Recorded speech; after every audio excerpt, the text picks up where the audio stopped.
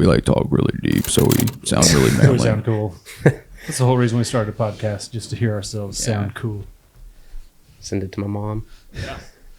Look, I'm on TV. Has your mom watched the pod yet? Yeah, she likes them. Yeah. I assume she watches them.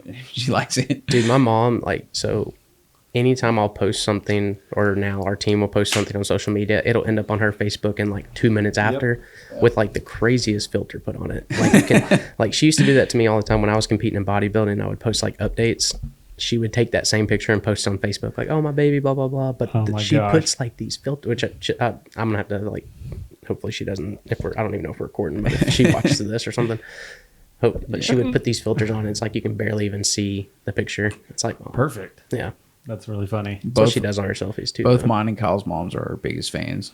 Yeah. Likes all of our stuff. And it's awesome. That's how she It's is. great for the algorithm. Yeah. Thanks, Mom. I appreciate it, Mom. I'm sure they have the top fan badge on Facebook. Absolutely. Yeah. So we actually are recording. So this is our third podcast. Today we have on Tyler Ruff from Ruffhouse Fitness and Ruffhouse Refurbished. Ruffhouse everything. Yeah. Everything. Rough houses. Yeah. Yeah. Thank you guys for having me on. I appreciate it.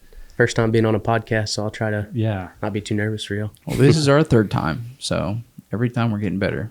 Yeah. Or we're staying the same, but who knows? So you have multiple companies, and it's pretty large. We just kind of wanted to hear how you started. You just mentioned you used to be a competitive bodybuilder. I don't think I knew that. Well, so is that kind of how you got into where you're at? Tell us the whole story. Yeah. So, you really can't say competitive. I did one show and I was I wouldn't even say average bodybuilder. I did not do well. I didn't really know what I was doing. I didn't really have a coach or anything when I was competing. I was just kind of trying it out and testing the waters with it. What show? So it was in oh gosh. I couldn't even tell you the year. Honestly, I'm so bad with the timeline. It was it was in Fort Lauderdale. It was the holiday classic show down there. It was so I had planned to do another show and I just realized I wasn't ready. So we moved it back, and that was the last show for the year for the competitive season. So we went all the way down there. So we ended up driving. Were you living here? Or yeah. What? Yeah. So we drove all the way there. It was terrible. I learned a lot with it though, but that was my short-lived bodybuilding career, you could say. Were you it was open bodybuilding? I was classic, but I wasn't even big enough for classic. I really probably wasn't even big enough for men's physique, honestly. So were you in shape? Oh no. I was maybe good enough to say I was probably 12 weeks out, maybe. Wow. I didn't know what I was doing with diet, with cardio, with all of that. I was going hard. I was doing 2 hours on the stair climber a day. I ended finding out after I hired a coach after that, I pretty much just burned off the little bit of muscle I did have and then didn't peak right and all of that. What coach did you hire after that? So I had a couple different local coaches, and then just kind of eyeballing me, helping me out, just kind of seeing if I really wanted to stick with it. And then I got with Ben for a little bit, and then it kind of bounced around a little bit. I didn't really have a coach that I stuck to for a long period of time. I guess I was a coach. But Ben Chow coached you for a little bit? Cool. Yeah, so he worked with me a little bit. Ben, and I didn't do very much when I was with him, but like I said, Ben is one of my really good buddies now. So that's awesome. Pretty cool. That's cool. So Tyler's businesses are all kind of tied together. It's in all in the fitness realm. You've got the gym now. You've got Refurbished, where that seems kind of the most moving pieces business. The gym is kind of straightforward. Right.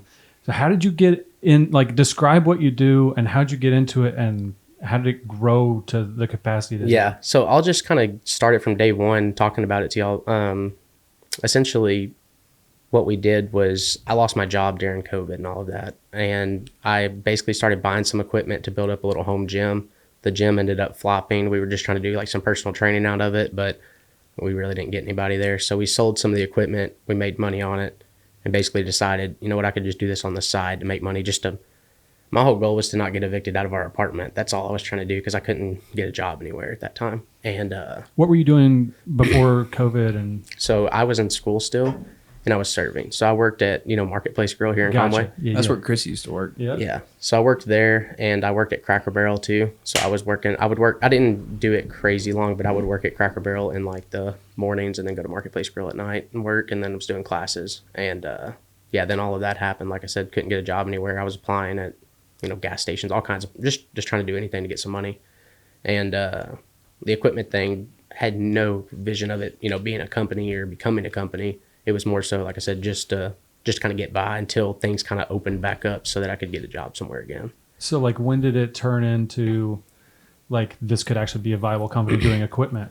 Yeah, so along that, what we did was my fiance and I, Caitlin, we live in an apartment complex here in Conway. We rented out a garage, and that's where we started the gym. It wasn't really going to be we didn't have this plan to start the company. And like I said, the gym, we kept the gym going because there was nowhere to work out during that time. And me and my buddy Daniel, we would just train there together. It was something we could do. And eventually that space got full. It was about 350 square feet, which is not a lot of room for a gym. And so we got a storage unit. We'd start setting stuff aside to kind of like switch stuff in and out when we wanted to. And then I'd sell stuff when we needed to make some money to buy other pieces. And I'd say after about 6 months of doing that, I gradually got into a bigger building, ended up meeting some guys, sharing a building with them just to have some more space. And then we actually went out on a limb and got our own building, just leased a building. And that's our old building where actually our powder coating company is at now. But that's when I took the step and hired my first guy there. So that was towards the end of 2021. So at this point, you're selling equipment, reselling equipment. Mm-hmm. So what do you like buy used equipment, refurbish it? Is that part of the process going on at this point, or is this just kind of selling equipment? So I mean, we close down gyms everywhere. We close down a number of gyms every single month. So like when did it turn into closing down gyms? So the very first gym closure that we did was when we stepped into, so that was the whole reason we got that new building, because we were doing our first gym closure. It was a Snap Fitness in Texas. Okay. So a lot of the Snap Fitnesses closed down during that time. And we got a call from this guy. I don't know how he found out about us. He's like, hey, I heard that you guys buy equipment. We're liquidating our gym. Would you guys be interested? And at that time, I didn't even really think there'd be any way we could do it. I was like, we'll look at it. But I was like, we're really not to that scale to be able to do something like that. And the number he gave us, I mean, it just made a lot of sense to do. So we rented some Penske's, went down there with, I didn't have all the employees at that time. So I just found some guys that I could pay hourly, like, hey, I want to make some extra money, come help us. Little did they know they were going to be moving gym equipment, which is like the worst thing in the world. Yeah, dude, it's tough, man. It's way harder than working gym equipment is like 10 times worse. Dude, you think working out's hard? You think moving sucks? And I'll tell you, even after you know how to properly move it and you have all the equipment to move it, it still sucks. Like there's no really good way to do it. It's just heavy and bulky. Yeah, and it's a lot of times it weighs, like the weight distribution across the piece could be totally different if it's a selectorized piece versus a plate load. It's all on like one side. So we ended up going down there. So basically the week before we went down there, I made that offer on that building and they took it. Let me ask that. So timing all worked out with that. Let me ask, how many pieces was that, Jim? Did you already say? It was a smaller facility, but it was about 40 pieces. Like if you include all the cardio weight equipment, no, that might not be exact, but it was right around that. Yeah. And that was the first large, up to this point, really we were doing more like restoration of plates and dumbbells and like home equipment, because there's a big difference between home quality equipment and commercial equipment. And this was the first time we really stepped into commercial equipment. And like I said, so we closed that gym down and brought it back to that building. And the building setup was pretty cool. So there was about a 4,000 square foot room in the back. And then you had two sides, and each side was about 2,000 square feet. So we moved the gym from the apartment garage that we were in into that back room. And so what we were doing was, my whole goal at this point was just, let's try to build up a gym, not let's start an equipment business. So the whole goal was, let's buy gyms out or buy equipment like this, keep what we want or what we can afford to keep, sell off the rest just to give us more money to keep putting into the gym. And then if we can do that for 2 years, we might have enough to have 100 plus pieces of nice gym equipment. We can open up our own gym. And that was the whole premise of where even at that point where we were. I mean, it kind of worked. So the equipment thing is basically a means to an end and just turned into like its own beast of a company. Absolutely zero intention of that company being a company. So here's what's interesting. Zach Harrison also started in a 350 square foot shop. And the thing that took his business to the next level was an opportunity by someone that just referred him for a job bigger than what he was doing outside of what he had been doing. And just it's like the same exact scenario. I feel like all these businesses like have very similar stories. And even like the COVID kind of made like COVID, made or break a lot of people. exactly. It was like, this is the time to man up and like see Yeah. what you're made of, or just lay down and It's an let it opportunity. take Like, over. it's how are you going to take advantage of this current situation? Like, some people Well, are going to. COVID is what pushed us to. I mean, if it wasn't for COVID, I would have never went out on this limb. The fact that it changed the like landscape of how you can run a business, what businesses can be viable, it created the need for what you do. Right. Like that type of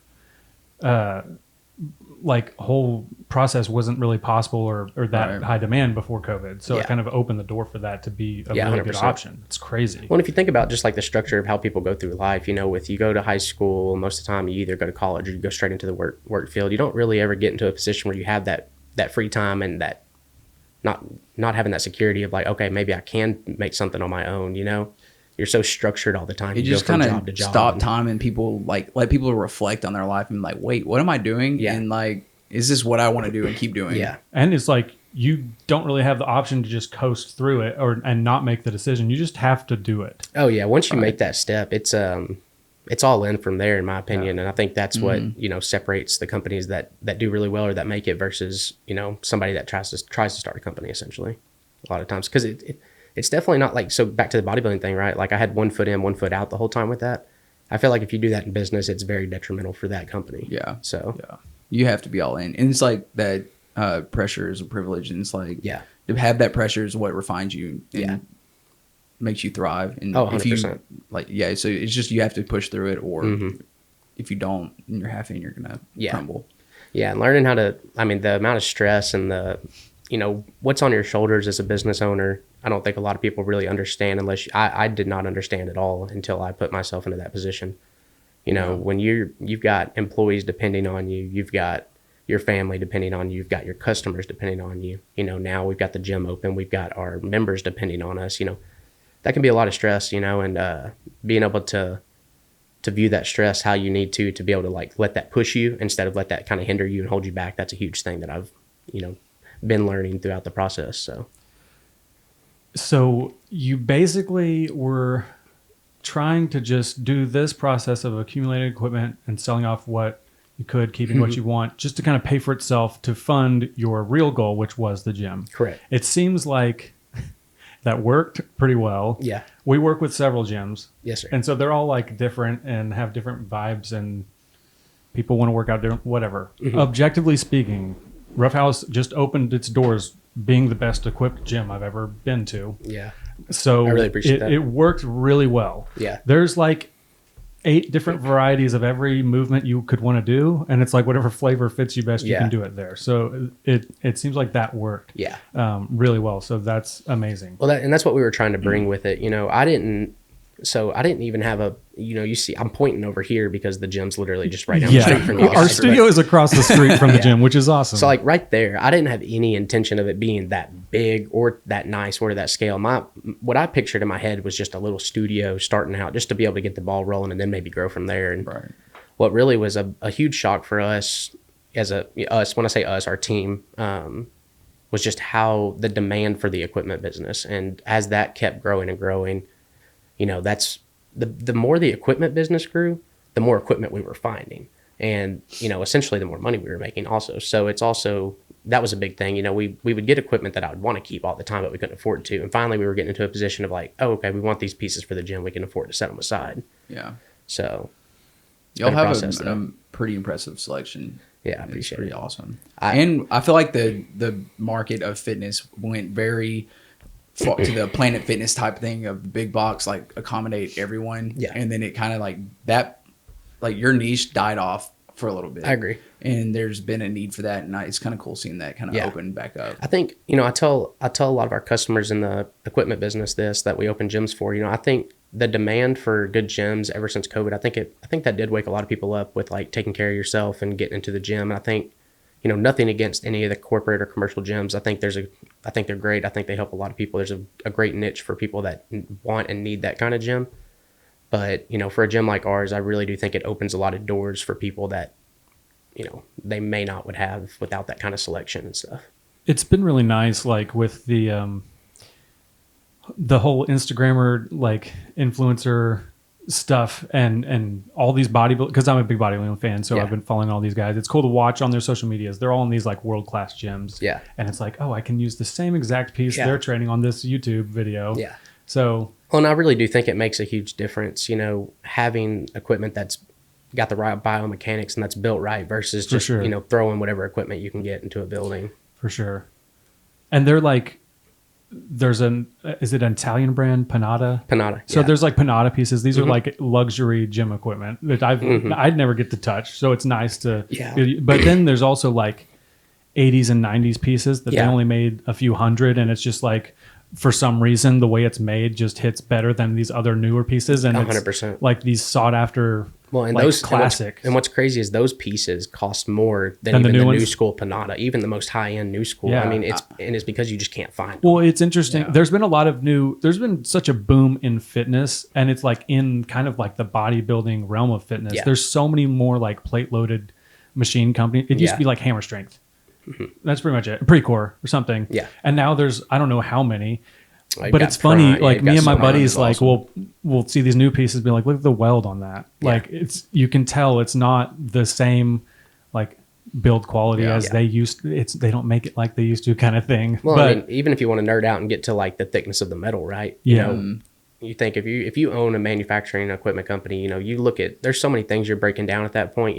The cost of shipping per item makes a huge difference. The weight of that item, if pieces weigh a little bit less, it's going to be cheaper for them to ship them a little bit. So, it all comes down to numbers. I keep at the end of the day, saying they're that companies. the uglier the machine in your gym, the better Yeah. it is probably. Yeah. Just like the older pieces just are like, So like what I they just really work well. Yeah.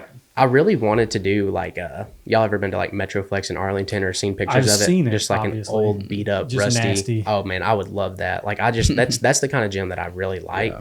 It's just from the business side. Well, I it's think also, I don't there know. used to be a gym in Fayetteville.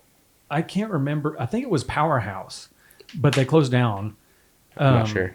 But their upstairs, it was upper and lower level. Mm-hmm. The upstairs was like newer, clean commercial gym, but they had everything. Like Really? they had nice stuff, so you could lift heavy there. But it was like all nice, clean. You go downstairs, it's a dungeon. Yeah. Like rotted out steel Yeah. plates and I dumbbells. think that's just and, awesome. Yeah, though.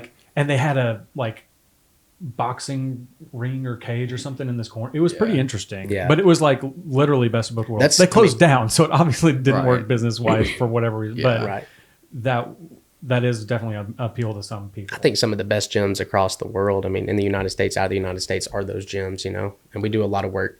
It's really cool in our equipment business because I've got a lot of these gym owners that own some of the best gyms in the United States. I get to meet. I've done equipment for their gyms and stuff and get to hear their stories and how they built the gym. And, So what are some of the bigger you've done out of the country even like stocked those gyms, but like what are some of your bigger gyms you've done like in the US?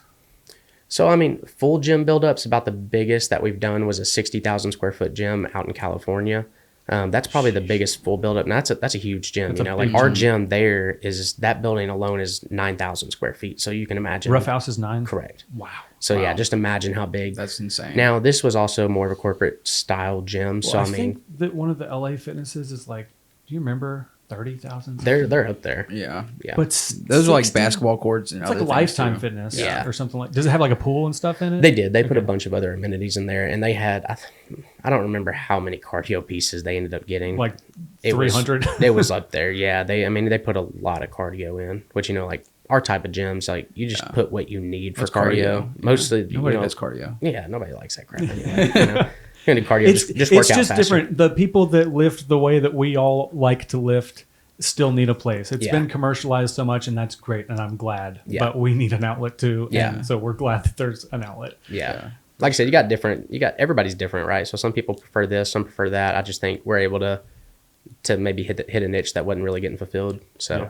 And y'all do kind of have still a little bit of the half and half going on. Like parts of it still feels more clean, and then you can go in the back, like the powerlifting room, and feel grungier like feel. barbaric back there. So there's a line there that, we're working on getting our expansion done into the building next door. And, there's a line of, I want to keep it to where, obviously I want it clean, I Right. don't want it to be nasty, but where it still got that grotesque kind of feel in some aspects. Like, I think that's kind of cool. Like you don't want it to feel gross, but something about it being too clean like doesn't encourage like grit, like Yeah. grittiness. Something about those iron plates like makes Yeah, you feel, that makes a huge difference. For sure. Yeah. You're hearing them clang, you're like, yeah, I'm Yeah, doing the rubber, something it's cool. like literally it's soft. Like having hard, it's soft. Well, and everybody jokes about it, but I swear the iron ones are heavier. The Like, dude, they I just think so feel too.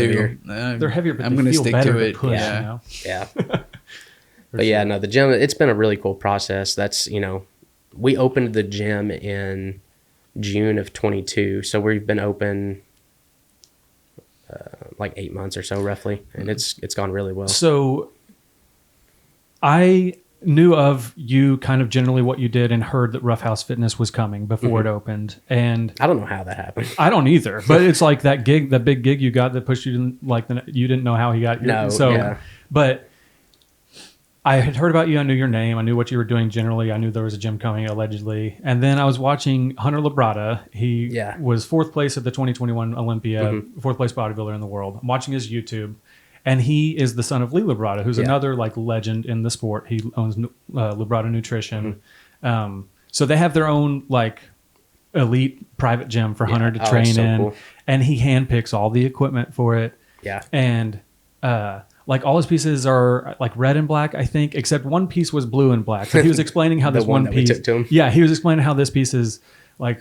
He loves this piece. As you can see, it's blue and black. And I'm going to get Tyler Ruff to swap it out next time he comes. And I was like, okay, so this dude is sourcing his equipment from this guy that's supposedly opening a gym. We've okay, actually this got is interesting. Yeah, we've got another piece that's going down to him right now, a T-bar row he's been waiting on. And, we opened up our powder coating company as well. That kind of got delayed. It took a little bit longer than we thought it was. But so that's a three-way row. The piece that he has, they're pretty rare. It's a Rogers piece. I've got another one in. We're going to get it kind of powder coated up for him. So if he ever moves up, it's a back piece, and that's his weak point. So you're kind of helping make an Olympian. Man, I don't know if his back's going to be a weak point much longer, man. He's looking really good, dude. And man, really I'm telling you right now, I've met a lot of people in the industry. Hunter and Liv both are probably two of the nicest, best people I've ever met. I met him briefly at the Olympia this year, and he was super nice. And like, he's dehydrated, depleted, feels like crap, and it was nice to have a pleasant interaction because a lot of them were just like, shake your hand, I can't smile, I don't have energy, see you later. Yeah, which, and I understand that. Yeah, I get it, and that's nothing against him, Yeah. but it takes a special person to still like actually engage. Well, and with like Hunter, he's literally one of the top in the world, right? And a lot of times when you talk to these top guys, at least in my experience, like you kind of know they're the top guys just from kind of how they carry themselves. I mean, Hunter, if you would ever, if he was say in baggy clothes and you didn't know what he looked like, he's just so humble in how he carries himself. You would never have any idea that he is one of the best in the world. Yeah. Until he takes his shirt off and you're like, what in the hell? Is that? It's Dude, crazy. he is the freakiest thing. When I went there, he was posing in front of their mirror at their gym. And when I tell you that is the freakiest thing I've ever seen, he is like just it's so absurd to bubbly. see in real life. Oh my gosh. And I've seen a lot of the top guys in real life, and I still think Hunter is one of the freakiest I've ever seen. Yeah, he's a big dude for sure. I feel like, I mean, obviously he has a great physique. I feel like he kind of gets hate, like because of maybe his dad's legacy and like he's too good of a guy, like that sort of deal. Yeah. Where like these other guys have a little more like spice to them and are more of the underdog and they cheer for him a lot more readily. But. Yeah, I also think people just like to hate sometimes. You know, like I don't know, I couldn't. There's nothing about him that I would hate, but he does seem to carry himself really well. He seems like a really nice guy when I met him. He's a crazy, just like freak of nature. Yeah, but all that to say, I found out about you through so that's how you heard this about this top level bodybuilder I follow, and I was like, okay, that's legit. So you've met some interesting people and some like really cool people in the industry doing this. Did you have any of those connections before, or have you met all these people? No, I didn't know really. I mean, I knew of everybody, right? Because just like anybody else, I follow, Ben Chow, Fuad, Seth Ferosi. I follow all these guys. I see all their content, but no, I really never talked to, any of them. And like I said, the first guys I really ever linked up with and I still think there's some of the guys that I feel the closest with, Ben Chow and Fuad. Those guys, they were the ones that kind of took me under their wing and kind of helped us. We helped them, and they kind of helped us grow our company in the beginning. I just think that's so funny that's how you heard about us, because the name of Ruffhouse spread before I really was trying to even get the name out there, which looking back, it's not a bad thing. People knew we were coming. But I really didn't want the name of the gym, because I wasn't sure when the gym would open, to be honest. Like, I was very nervous because we had to take a huge leap of faith from the buildings we were in to the building where we opened the gym up and the other building next to it. And I really didn't want to have to do that quite yet. And then I started hearing all these people, oh, we can't wait for the gym. You know, it kind of got in the back of my mind of like, everybody's ready for it. And I'm like, well, it seems like there's going to be a lot of support if we do it. And we took that leap then. So That is funny. I mean, you'd reached out to us about content, and I came and met with you, and then you were saying how you do all this stuff, and I was like, that's cool. I didn't know this was like this kind of thing in Arkansas. And then that week I was watching the Seth Ferozi video, and he talked about some, like, I think it was a hack squat or something that you got him, and I was like, oh, okay, this is actually for real. I was like, this is crazy. Yeah. We've still got that. I've got a couple pieces set aside for him. He's doing a so Seth, I don't know if y'all been following him lately, but he's looking gnarly. nutty. Yeah, he looks insane. Which he always looks insane, but he's looking got phenomenal genetics. But he's also built that base since he was young and kept it up. He's got a great look. That dude has the thickest, lowest attached quads of any and Caucasian great I've ever calves. seen. I mean, just everything about it. Yeah, dude. He's so they're doing in their gym. They're doing like a pump house because he's going to start doing a lot more like, which I think he's okay with me telling people this, but a lot more like YouTube content with like, like the old YouTube content you used to see of like bodybuilders, like blood and gut style back in the day and stuff. Like he's going to get back into it because there's really not a lot of people I feel like doing that right now. Yeah, he's going to get into doing that, but he's getting Pump House by Ruffhouse put on his wall, and we're going to do the expansion for him in the gym.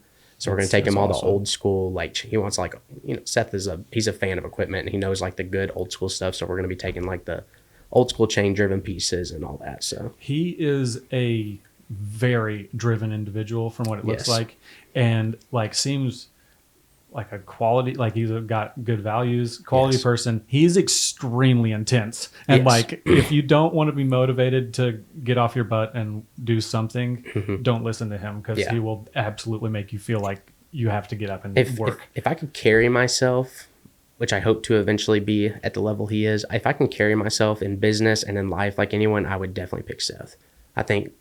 I just think he does amazing, and how he runs his companies, how he picks the team that he has helping him, how he's so involved with his family still.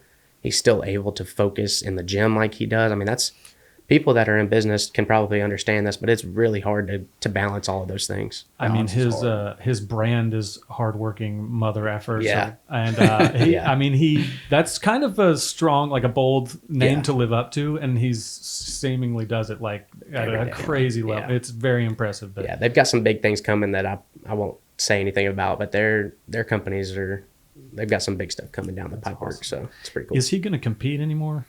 He's thinking about it, isn't he? I don't really know, honestly. Yeah. He's like, tell us. I mean, he could. Would he still be in the 212? Is he too heavy now, or? I think so. He can make weight. I can't say if he is or isn't. No, we're just talking about if he could. No, I'm just saying I don't know. But if he was to, I think he could do. I think he would do 212. Yeah. Because I think he's weighing about 212 right now. Yeah. And I mean, he's pretty peeled right now. For sure. So I think he would do 212 if he when were did he to stop compete again. competing? Do you know? I don't know the year it was. I feel like I've looked at his competition photos. He obviously looked good. I almost feel like he looks better now than when he was competing. I think he has a more mature look because I think he was grainier look now. 100%. And he got into it young. He got did he work with Hani? He did. Okay. And I believe he was Hani actually doesn't still take on anybody. No. So Hani knew that dude had potential because that dude has some bubbly muscle. Yeah. He like Hunter Labrado a little bit. Right. I think he's just gotten grainier now. Yeah. And I think he was honest. I think he was still a bit young when he kind of retired. Yeah. So crazy. I could see him competing. I mean, his physique could definitely stand on stage with a lot of the 212 guys, I believe. But I mean, could he make weight for Classic? Because he is. Oh, no. I don't think so. Well, no. But he's like. How tall is he?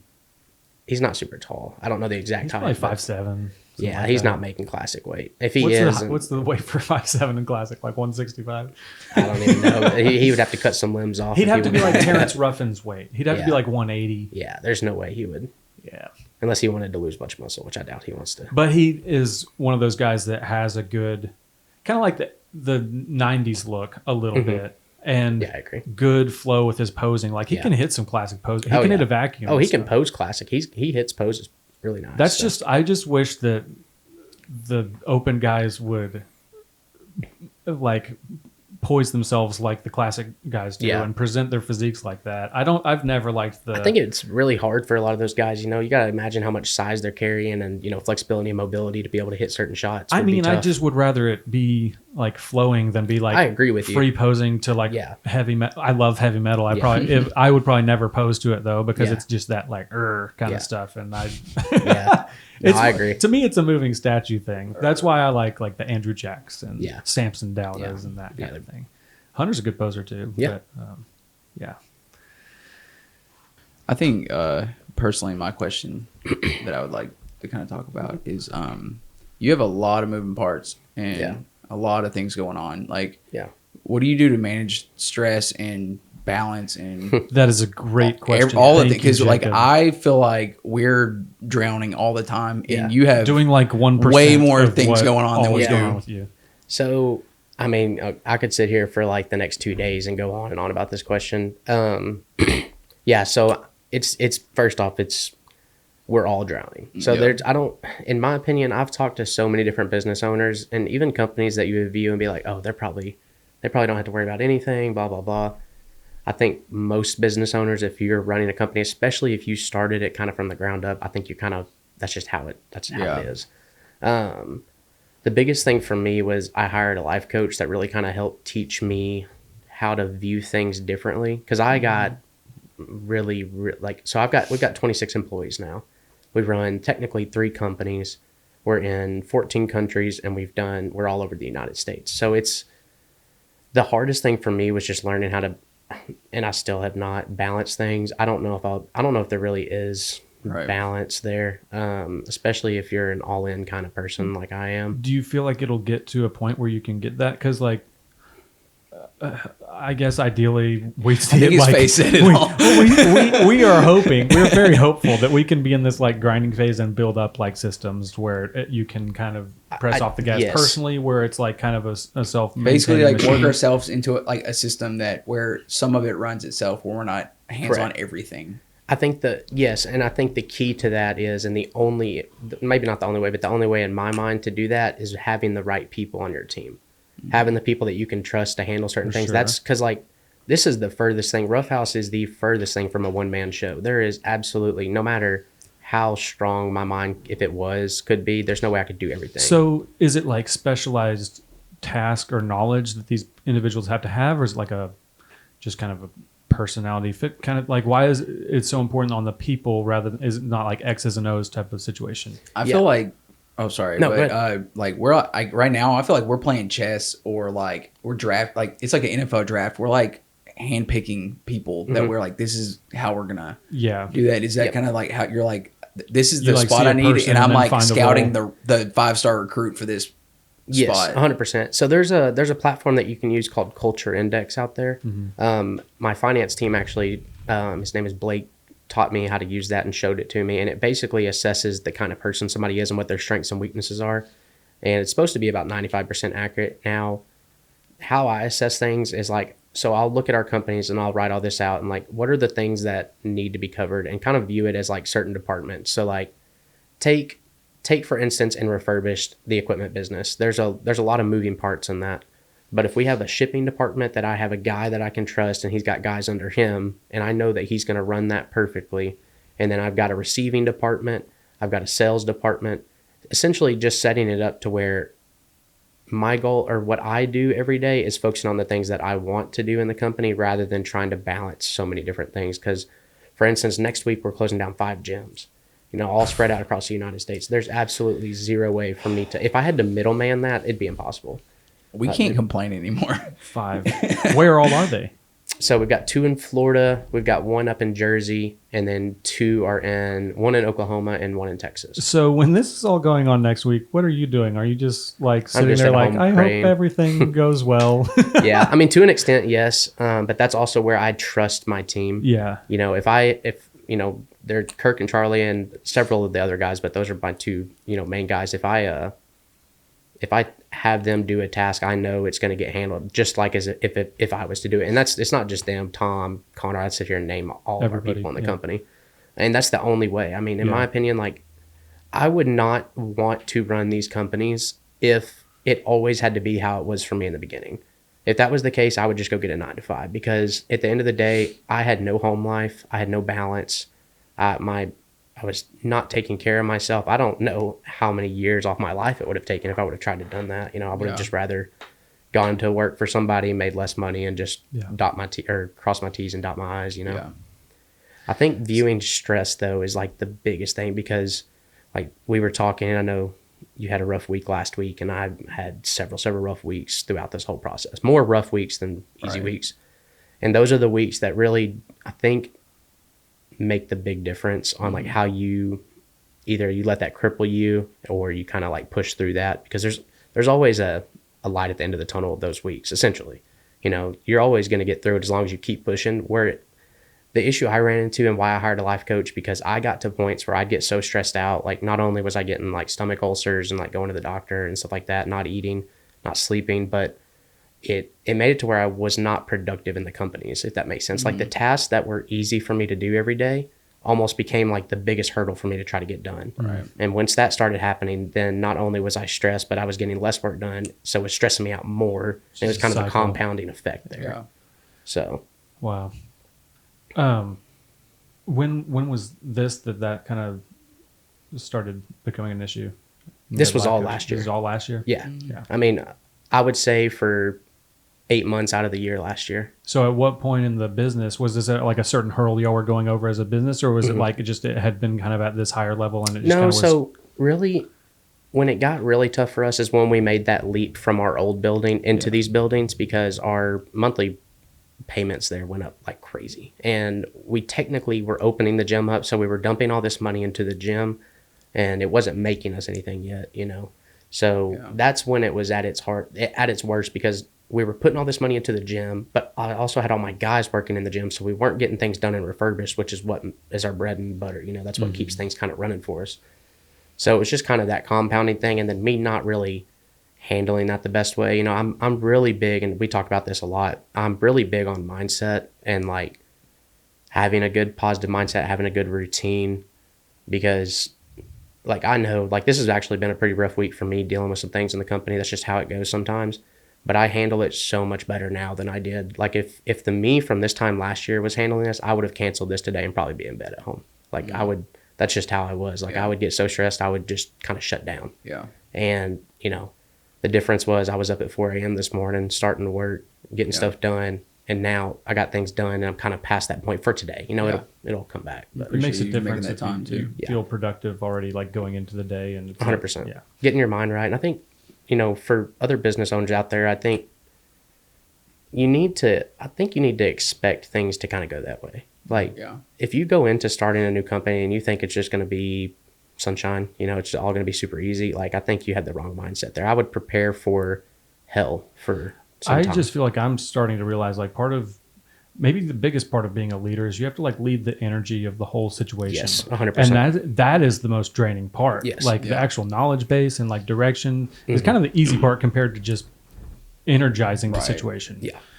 And like your strengths and weaknesses will trickle down through the business. So like being aware of those and Well, not only, you know, your employees kind of feed off of your energy as well. So I mean, you know, if I go into work super stressed out and everybody notices that, you know, they're gonna notice that and feed off of that energy. Whereas if I'm stressed, I come in there and like, all right, let's go guys, let's get this done, let's do this, positive attitude. Then that's all they see, and that's what I'm really trying to do now.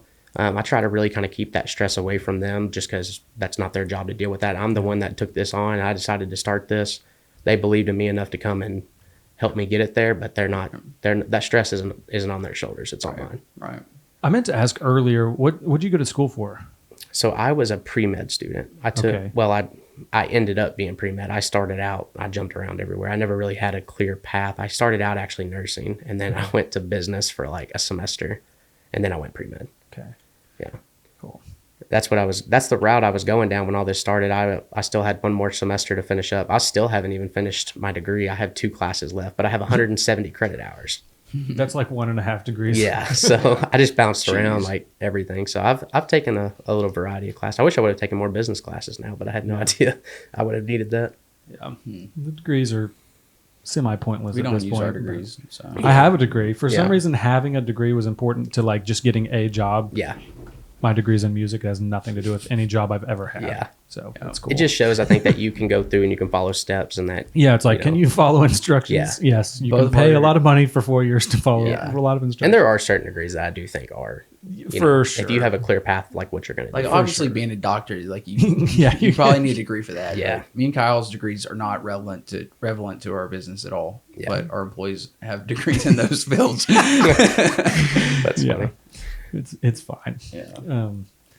So were you an athlete growing? Your kind of mindset and the way you just kind of talk about and wanting to push through, just the like. What does that come from? Did you play sports growing up? Are you a competitive person? I'm very competitive. I played sports. I was never the best at sports though. I think a lot of that came from the gym, and kind of how I grew up too. Just the lifestyle I lived growing up, I think, kind of taught me, you kind of take things into your own hands and get things done. You're only 25. Correct. And that's very young Yeah. for like all the things you're kind of involved in and how big you've gotten into with like, and that doesn't seem to fit with the kind of a theme of the younger generation that you're in. Yeah. So I was just curious where that. I don't really know. I definitely don't think it's something I was born with, because I don't think I was always this way. I kind of came up a different path in life, and it taught me a lot of things of like what I wanted out of life, what I didn't want. You in Arkansas your whole life? Yes. I was in about an hour south of here. Cool. So that was a big thing there. I think that kind of like shifted my mind to thinking a certain way. And then when I went to college, just never really feel like I was doing the right thing there. And, this opportunity fell into my lap when I was 22. And I was in a spot in my life right there where I kind of felt like I didn't have much going. And so it was like, you know what, let's go all in with this. And it was what I was passionate about was the gym and equipment. And so it all worked out. It is working out. It's still going. We're not there yet. I'll probably be saying that in 5 years still though. Yeah. Like, are we really ever there? So Yeah. Goodness. What do you want to talk about? Okay, so what about the powder coating? Yeah. Is that a separate thing? It is. So that's our third company technically. So and that's in the original, the OG Ruffhouse space. Yes. So that They have is like the a bunch OG. of McDonald's treadmills in there too. Yeah. McDonald's. What is this? A lot of these gyms, they'll have these. Oh, is it a McDonald's corporate gym closed down? Oh, I wish. That'd be cool. No, they're red and yellow treadmills. They're the ugliest thing ever. It's terrible. We get those and we repaint them because it's like they're just so ugly. Like Planet Fitness purple is already kind of bad, but that's really bad. You could just stick the golden arches on it and sell open them up at a McDonald's. corporate gym for McDonald's. Hey, they might would do it. I don't know. You work out. I don't know if that's meal. a high priority for them, but it should be. It'd be cool. Yeah. Yeah, but no, powder coating's in the other building, and so that's our third company. So we started that. Essentially, how I start companies, because we'll have about 10 companies when everything is said and done. And how I start the companies is like, how can this make us money in our main company? How can it benefit us there enough so that I can justify the startup for that company, and then also opening that company to the public and doing other things. We're getting hit up in the powder coating company from dealerships, from all kinds of different places outside of equipment. But I knew when we started that company, just in equipment, it could do enough to sustain itself. I think that's an ingenious, overall kind of business strategy to have an umbrella company with these sub things that all contribute to the main thing you're doing. Yeah. Like anything that you need to do for your company, just start your own thing. Yeah. And then you can make money through that and not have to pay as much into it.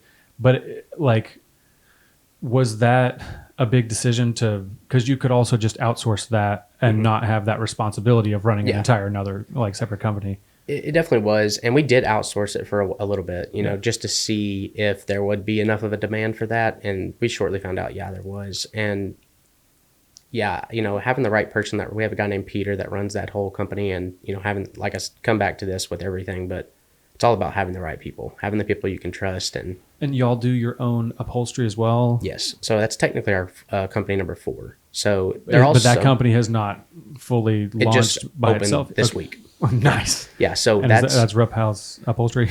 We hadn't even named it yet. Cool. So, but it'll be something like that. But it's going to be doing all of our upholstery for Ruffhouse Refurbished, and all of our upholstery in Ruffhouse Fitness. Get all our pads matching, all the ones that are cracked and stuff, and then we'll open that. There's a huge demand for upholstery. For sure. You can upholster vehicles, seats. That's the part of the gym too that always needs work, for every gym. So that's the nice thing about our gym is that anything ever gets messed up, it shouldn't stay down long. without the position that we're But I'm in. just meaning all the gyms. Like That seems to be the the worst thing to wear machine out. itself doesn't wear out, but the Yeah. upholstery and the Like cables, belts and upholstery. Yeah, that's your wear and tear parts of like upholstery, belts and cables. That's pretty much what goes down. What about like handles? Do you just have to order those from the manufacturer? Like So the there's grips? there's third party companies that you can get better deals on depending on the like brand and company and stuff. But yeah, you can order them from the dealer or you can order them from places like that. That's what we go through. We save a little bit of money doing it that way. So when's the gym going to be all black? Man, we're working on it right now. So they're powder coating about 3 to 4 machines a week in Ruffhouse Fitness. What's tough is because I can't just like have them drop everything that we're doing in the main company and just powder coat. If so, they could get that gym done in 2 weeks probably. But we just ordered our green color in the powder coating company too. Cool. So we're about to, the next few machines y'all see get done in the gym, they'll have that green built in too. Nice. That'd be awesome. Timeline of when they're all done. That's kind of the funny thing you run into when you have to do things for your own business is you're too busy doing business to work on your own stuff sometimes. Yeah, which is it's not a bad problem at all. No, it's not. It means you got a lot of business going. And like you said, you could fast track it if you had to. Yeah, there's not a huge demand. You know, we got the machines done that were in the roughest shape, and now there's really everything else is just because we want to color. It's just cosmetic. Right. Yeah. So you got 5 gyms you're doing this week all over the country. Next week. What's the typical? That's not typical volume, like all at one time. Or is that typical? It could be. We still turn away about 80% of business right now. We could get to where once we make this next step of growth in the company this year and get a new building, I believe we'll be closing down that many gyms every week. Jeez. Well, I mean, yeah, the amount of volume we can do in that company is just astronomical. The biggest thing for us is just one thing I learned is growing too fast can be detrimental. And so what we did the last few months was kind of pull back so we can get some things internally set up in the company properly to be able to handle that volume, because there's no sense in doing that volume in my mind if it's just going to be super hard and stress everybody out. You know, I'd rather take it slow and do it that way versus, hey, let's try to get 5 gyms every week, you know? Yeah. Where is that gym? How many gyms out of the country have you done? So we've done we're at 26 or 27 out of country. How in the world does that process work? So, well, first, I don't know how and people is this like delivering to them or taking their equipment or both? No, we have imported stuff, but most of the time it's just going to them. There's huge importing fees you have to pay and stuff. But like right now, for instance, we're doing a gym in Brazil. And how it works is, you know, our customer, it's the same as in the States, really. You know, a customer will reach out to us, hey, I'm looking for this to build up this gym. We'll settle on everything, get it taken care of for them. And then we have an in-house broker, Charlie, that works with us now. He runs our shipping department, and he'll set up, you know, shipping on a container to Brazil and take care of all of the nitty gritty on that. It's a huge process, but I don't deal with any of that. They just, is it like y'all's part is over once the equipment gets there and they do their own install? Yeah, so we get it there. We don't ever travel out of country. Yeah. We get it to them, and then they'll install it in the building. So crazy. Is Ramon gonna use this gym equipment you're sending to Brazil? I don't know. That would be kind of cool though. I hope he does.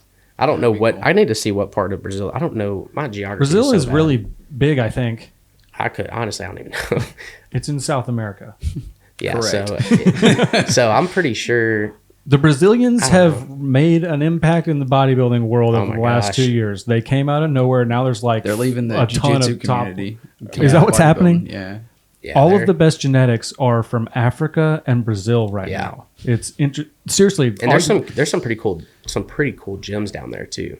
You know, I think the bodybuilding community in Brazil has grown a lot. You know, they're definitely... Well, like we were at prejudging for Classic. Yeah. And I walked in a little late and I just walked up to these guys that were like commentating. So I knew that they were like, because there are people there that just like fitness, but they don't really know the names and they're just kind of generally following. Right. Then there are like avid fans that are like specifically for or know everybody.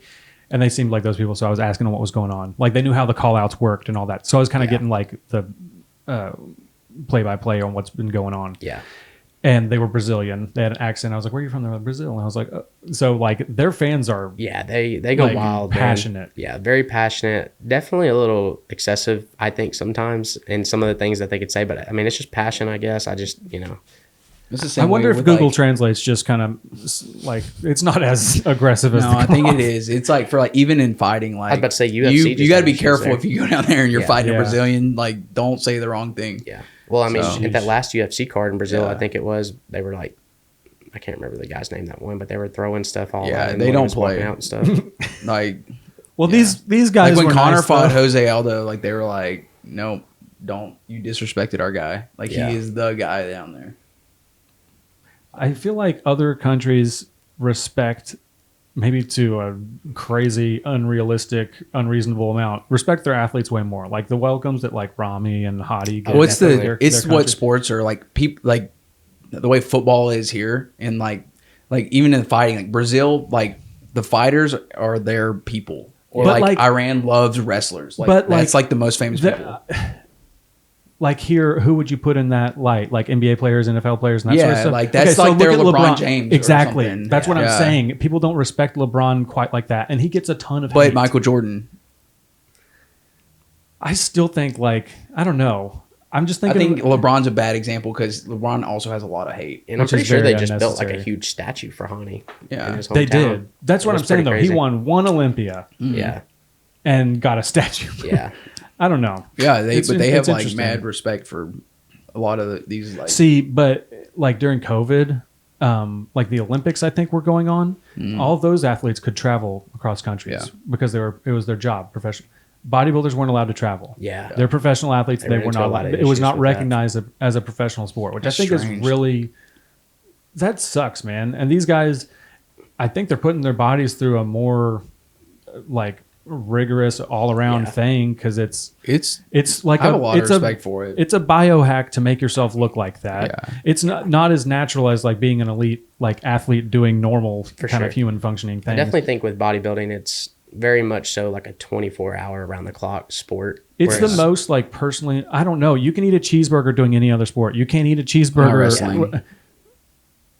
depending on the time of the year. No, you're not gonna argue me on this one. You can't really. That's the thing. 'Cause, like Well, I that's- thought I okay. wanted to get into bodybuilding as I was finishing my collegiate wrestling career, and then you're I was like, like, nope. I've not been able to eat for 12 years already. Like I just want to be able to eat what I want. Yeah. So Well, like that's- it's like, but but it's like that's- it's the same thing as the off and on season. Like during the off season, exactly. you can. Well, there's classic bodybuilders that will argue the same thing that are restricting their diet in the off season because Right. it's a making weight thing. It doesn't have to Right. do with the sport. It's just Right. making weight. Right. So that's specific well, also, to any. but it weight. is fueling your body to perform as well. Well, that is the difference because when you're dehydrated, I mean, posing on stage under those lights is Right. it is an athletic. It's an artistic like presentation with athletic like. yeah. Yeah. I think the discipline it takes to There's put a into lot all of- different it's a- aspects right. for There's a lot of bodybuilding. It's crossover physically between the two. demanding, Which but is yeah, why I like- like have a lot of respect like for cutting the weight bodybuilding sport, and then of, having like, to wrestle or then having to like powerlift. perform in a depleted like state of like your brain doesn't work and your body doesn't work Yeah. and you're having to perform at a really high level and like so that's why Yeah. I thought about like I have a lot of respect for that and but I just don't want to do it.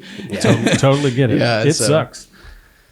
Well, and just with bodybuilding too, like outside of the diet aspect and working out and everything that goes into it there, I feel like it's really hard, especially when you're prepping for a lot of the guys to mentally be able to like turn that off and just do something like say you have a family or something like go out to it's not saying go get dinner, but like go see a movie or something like that. I think for a lot of times it's just you stay so locked in. It's like, oh, if it's not like on my routine or on my schedule, I can't like deviate from that. Yeah. Whereas like other sports, I do feel like there's a little more freedom Right. there. Yeah. It's for at least the last 12, 16 weeks. It is like you might have a 2 hour gap when you don't have something you have to do immediately. Yeah. That's like in a one time a day, you might Yeah. have that gap. So It's cool sports It's a though. I tough love life. watching it. yeah. Yeah. We get to see so many cool competitors at the gym now and actually getting to like Yeah. have a place for the competitors. I feel like can kind of like train. We're putting in a posing room right now for them with professional stage lighting and everything. So That's really having Are that you- set up for them. How would are be you really setting cool. that up? Are you like modeling it after any existing Yeah, so I posing got rooms? some friends that Like own Dragon's gyms. Lair has a good posing room. Correct. Yeah. So basically how the mirrors are set up in Dragon's Lair, it'll be essentially kind of like that. You always, with a posing room, you want a high mirror kind of angled down just for Mm-hmm. like back shots and whatnot. But yeah, we've blacked out the entire room. It's going to be really cool. That's So, awesome. And how big is that room? It's not crazy big. I'd say it might be around the It's about this size of this building, or not this This building, room. this room. Is Dragon Slayer, sorry, I like kind of interrupted with Dragon Slayer as an example. You're good. But is that like the posing room you're kind of modeling it after? Or No, not specifically. I'm not really copying like or going after like one. I've just kind of taken ideas from just several generally that speaking, we like. that's the setup. And, I mean, our pose, it's going to be really basic, but I think it'll come really nice. Yeah. And then our guy that works with us, Tom, he's really good at like architect work and stuff, and he puts some really cool beams on the ceiling that are going to be give it kind of like a little bit of pop. Make it feel like cool. Yeah, that's awesome. It's going to be really When's cool. that, do you think, when you'll know? If everything goes well today. So we're waiting on the mirror. Well, we'll have the room completely done, and I have a mirror that we're going to put in there temporarily until the mirror company gets out here. They're supposed to be out here sometime next week to do the install of like the top mirrors and stuff. But that's cool. Next up, Ruffhouse mirrors. Ruffhouse mirror. Ruffhouse mirrors. Hey, Ruffhouse mirror company. I will never get into mirrors. When we've done so many gym closures where they're like, hey, if y'all want the mirrors, take them. Like, No thanks. okay, Oh, no, but we'll you take took- them. Yeah, so okay. you've got like a ton of Glass. No, listen, we've tried several times. Here's the Gotcha. issue. We don't have the right stuff to like haul the mirrors. So you're supposed to have like a specific kind of truck that like holds the mirrors upright and like, well, we can figure it out. We can put them in a box truck. They'll make it I think we did 6 or 7 or 8, somewhere around there, gym closures in the beginning where it's like, we took all the mirrors. I don't think one time we had one mirror make it back that wasn't broken. So like every single Rough time. House glass cleanup Yes, company. essentially. Ruffhouse shattered glass. We'd have all these trucks with all this equipment and just broken glass all on the floor. And I'm like, great. This is just makes This was sense. totally That's worth a whole the trouble. different. That's a whole nother thing. My grandpa owned a commercial glass business, and it's. Whew, I've seen don't those think we can trucks do that. that. are like made for it, still Yeah. have broken glass on it, and it's like that Yeah. is a sucky feeling. But like when the company that came to install our mirrors in the gym, when they were installing them, I think they broke 2 mirrors just on the install. Yeah. And it's like, that'd be tough. Yeah. You seen those like lightweight unbreakable mirrors that they like drop from 2 stories and they don't break? You seen that? No, but that's what we You need should in the get gym because those. people keep chipping them everywhere. It's like Dude. $180 per square foot or something. I Oh, broke a gosh. mirror at 10 Fitness one time. I just leaned on it. And it Seriously? shattered. Yeah. I was like, great. Some guy in Paragould broke the window. I think it was Paragould because he was doing like throwing the medicine ball against it. It's like This is a good idea. this is where you do that, right?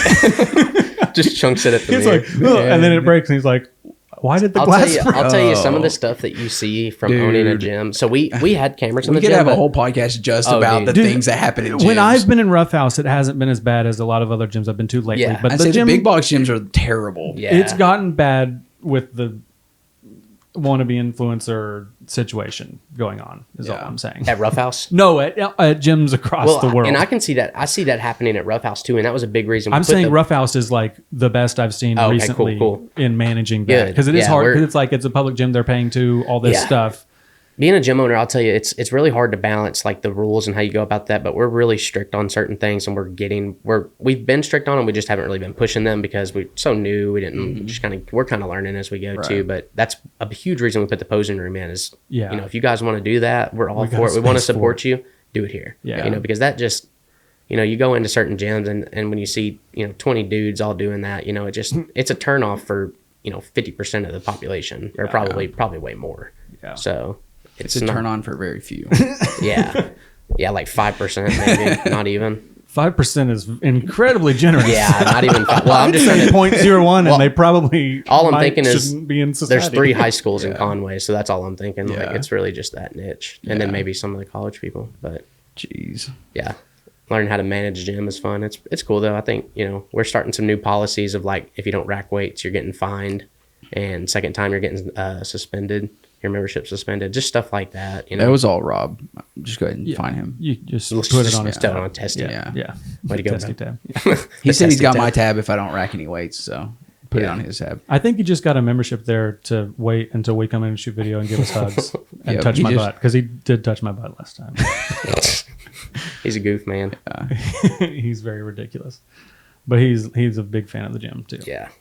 I love it, man. Him It's and cool. Adam were kind of the first people that I had heard about it. About They you guys came and on stuff. like they started coming to the gym really early. Yeah. Yeah, for sure. They were our first hand people to refer us to. I had heard about it coming, and Yeah. then Rob was like, "It's here, it's good." Yeah.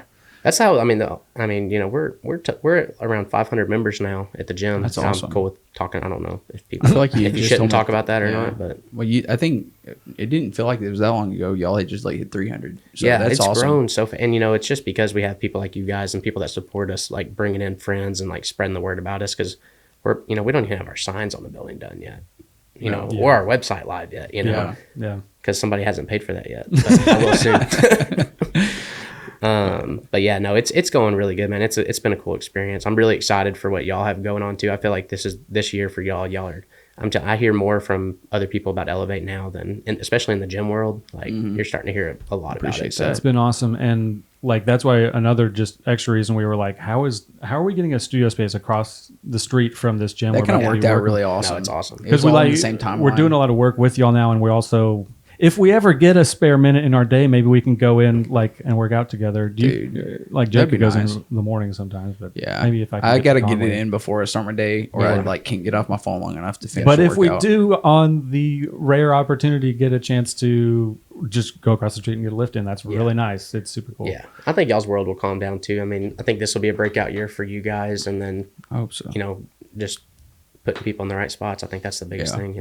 With y'all doing that, y'all got a really good team here already, so I'm excited to see it. So the content y'all put out, I mean, we have people that follow us everywhere that asking us like around the United States, who's doing these videos for y'all? These look dope and stuff like that. So well, and working with G now, getting more into that niche is really fun. Which that video will be out. It'll probably be out by the time this comes out because it's going out today. We're so sad for G because he's crossing over. He's doing both classic and men's physique. Right.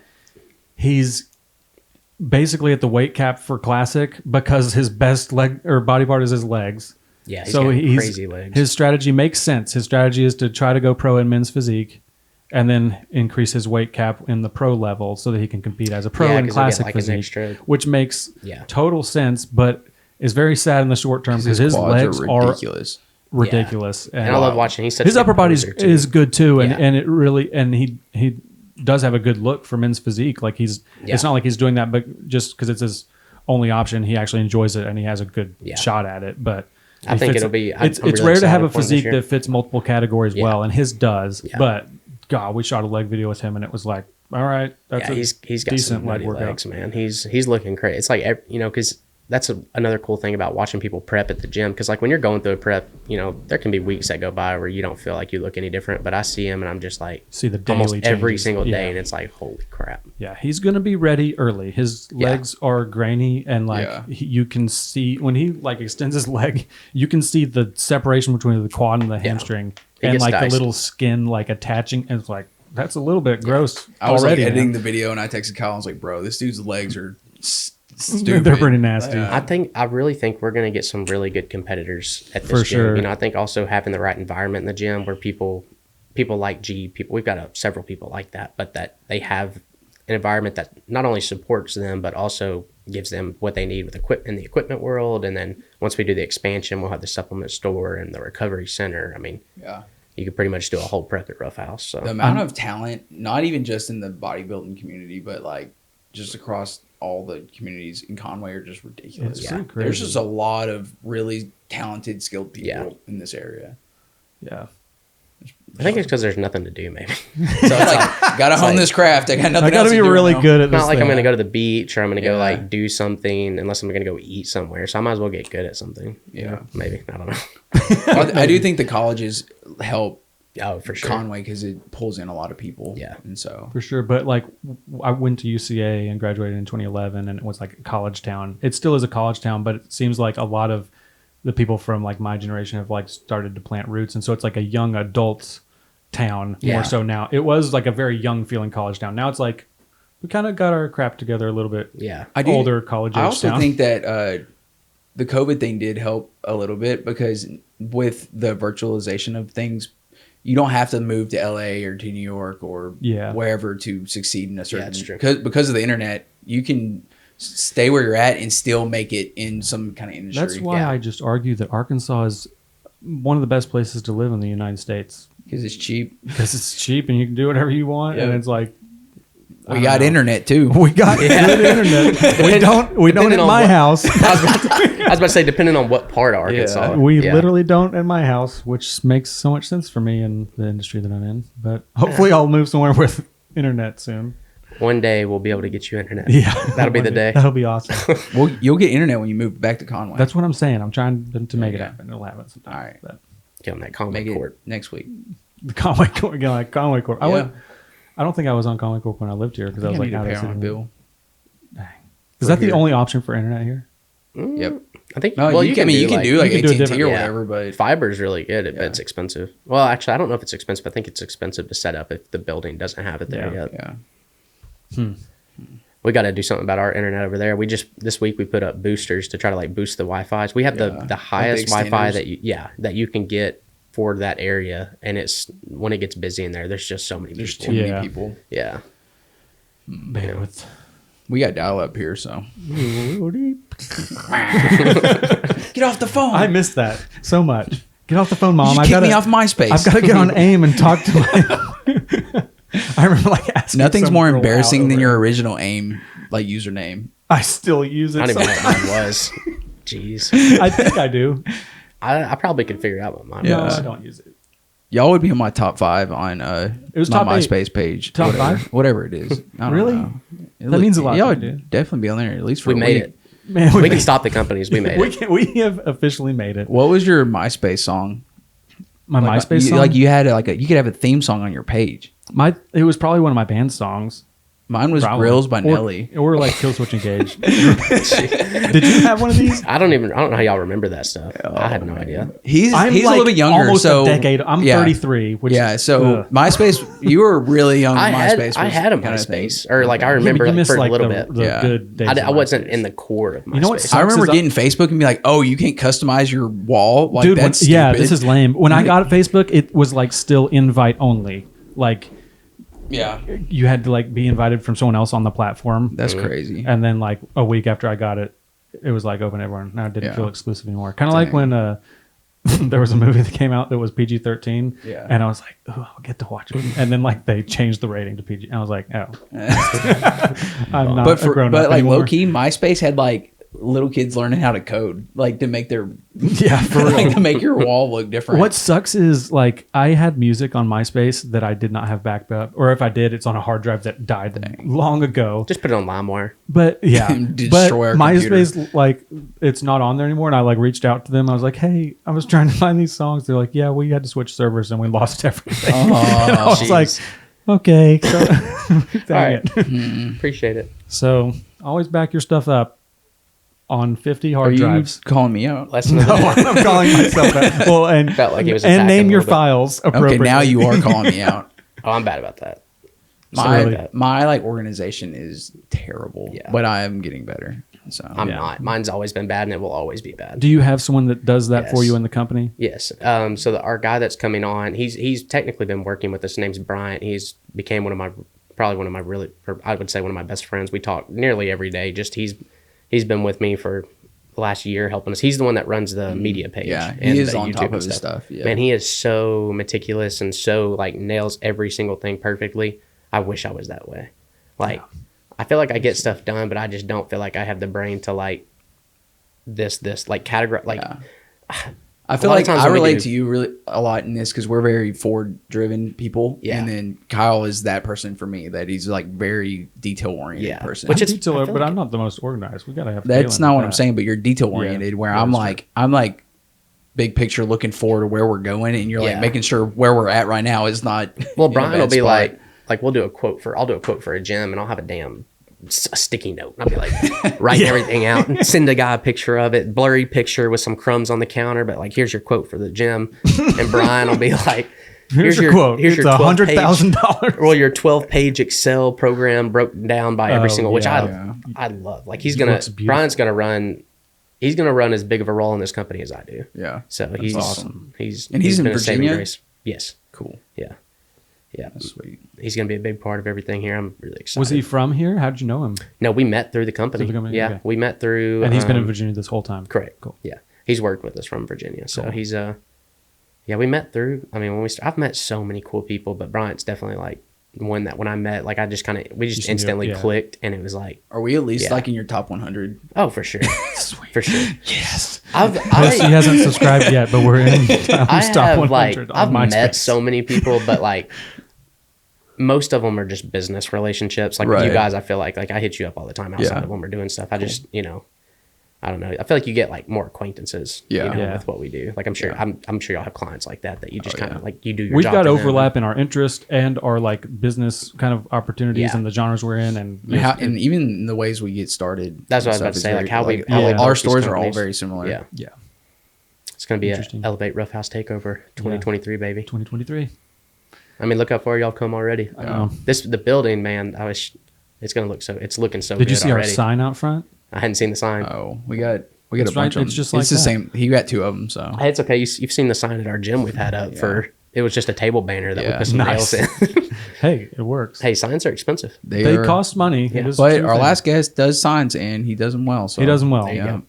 Shout out to him. Oh, Zach If you Harrison. make at videos for him, he Oaklawn might Sign cut you a Company. deal. But we're doing that, so don't do that. Don't take our. Don't take our job and our friend away, please. It's so funny how like when you're scaling a business, like just how money changes and how like everything costs so much money now. Like I mean, I don't Yeah. even know like what with the tech that we have in this room. I know it's a lot of money. It's like That's what's- everything costs so much. I try more not than to you think would about it. Yeah. But what's nice about what we do, and like we've wanted to do this, and like what we do has opened the door to be able to just like set up and do this. With Yeah. So it's nice. We pretty much already have everything for this. I don't know what I was going to ask something, and I totally forgot. Well, what I was thinking about was like I just bought a freaking water Oh, water fountain for the gym. I I bought. remember- No, yeah. go ahead. No, tell about the You won't water fountain. forget? I won't forget. Okay, that water fountain we bought for the gym. It's like I was like, we wanted to get a new water fountain you could fill up like your bottles with. Well, it'll be $200-300. No big deal. We'll order it.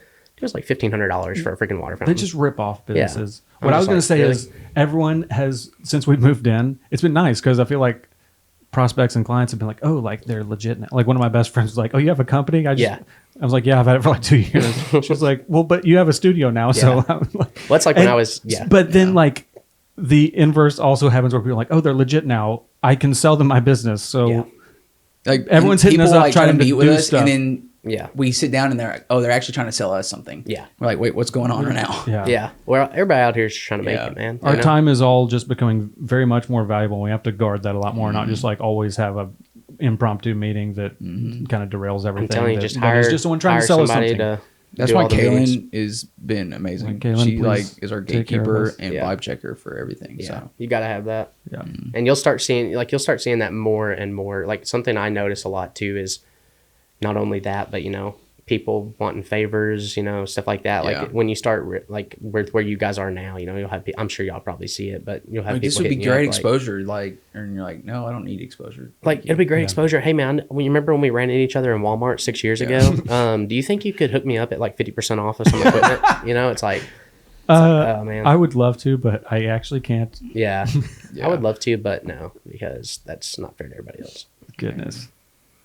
But Yeah. Well, I'm sure you have probably a lot of unread messages and things you need to attend to. I don't even want to look, dude. I Yeah. don't even like checking my phone a lot of times now. Yeah. I try to sometimes go a little bit without it. How many emails do you have unread right now? What kind of person are you? Gosh. Are you a person that checks your email every day and clears out? 100% no. Okay. I probably have like 6 or 7 unread ones. Yeah. 6 or 700. Is that what I said? I don't know. Somewhere around there. I don't know. Yeah. I'm bad about like that's which. we've I got have a to, secretary the now, whole so. notification, whatever psychologically it's supposed to do, like I have to just clear it. And then it sucks because I just want my phone to be blank. And then it sucks because I don't know what's new. But like my 'cause I issue just- is like I'll get a text and I'll open it. And it'll be a customer like, "Hey, I'm looking to get these pieces." And I'll click on it. And I'll be like, "Oh yeah, I'll take care of this." And then something else will draw my attention, yeah. and then 20 other things draw my attention. And then I was like, "Oh yeah, what was I doing?" And those texts like get pushed down because they're Yeah. more popping up, and Yeah. I have to like go through at the end of the day. I'm like, did I not respond to people because Yeah. they just get buried? Well, and then it looks bad from you from a company perspective. Yeah. If hey, I messaged you a week ago and I didn't hear a response for 5 days. But that's also Yeah. where when you're growing a company, I feel like that's just kind of the growing pains you kind of have to go through. Right. I try to. Anytime we've ever like had delays or something takes longer than it should, I try to make it as right as I can with the customer, but also just kind of like let them know, we're still not. People view us as a massive corporate company, and while we are getting there, but we're not 100% there yet. Right. So I don't have Yeah. the amount of people that I really need to have. So I'm trying to balance a lot and putting a lot on certain people's shoulders. But yeah, so That's awesome. we'll figure it all out one way or another. Or I'll just come work for Elevate. Who knows? Yeah. We were going to come work for Ruffhouse. What do you mean? Yeah. I don't know what we're going to do. How about we work for you and then you work here and then we'll just switch? It'll Just be see fine. how it goes for a Yeah. little bit. I'm down. Yeah.